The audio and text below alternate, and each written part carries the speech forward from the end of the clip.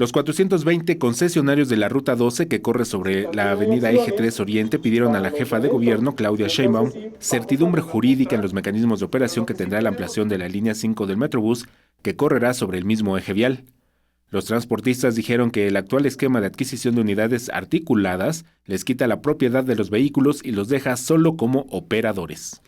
Bajo el esquema planteado, se pretende que el prestador de servicios de transporte público de pasajeros no sea el propietario de los autobuses.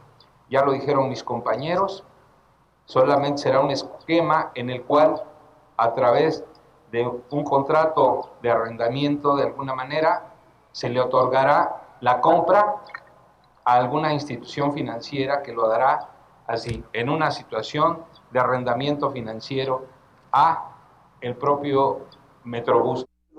Los agremiados de la empresa, Expreso Cafetales Troncoso SADCB, pidieron establecer mesas de diálogo para clarificar las condiciones en las que habrá de operar la empresa y denunciaron que el órgano descentralizado Metrobús ha excedido sus facultades al ser intermediario entre los banqueros que desean financiar los autobuses y concesionarios.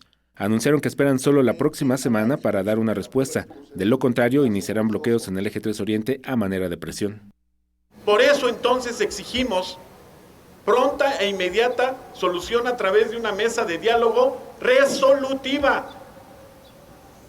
Tenemos en todo caso proyectado por acuerdo de asamblea que la siguiente semana determinaremos el día y la hora en la que realizaremos el bloqueo del Eje 3 Oriente como medio de presión y manifestación ante la opinión pública de que no vamos a permitir, en primer lugar, la corrupción.